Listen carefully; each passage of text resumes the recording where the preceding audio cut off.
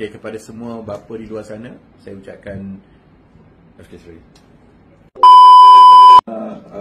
family man. He spends a lot of time with us.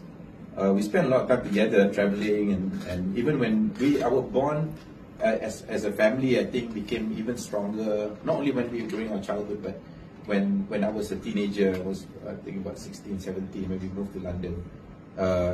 We were even closer when we moved to London for 2 years.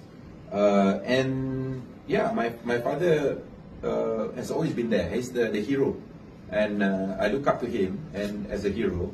And again, despite all challenges that we went through, he was always there, and he carried on and faced all the challenges and helped us to be and become who we are today. Lelaki hebat adalah lelaki yang tahu menjaga keluarganya, menjaga isteri dan menjaga anak. Jadi tunjukkan teladan yang baik. Okay, kepada semua bapa di luar sana, untuk menjadi bapa bukannya satu tanggungjawab yang mudah, dan saya tahu banyak pengorbanan yang harus dibuat. Dan pada hari yang istimewa ini, saya ucapkan selamat Hari Bapa kepada semua bapa di luar sana.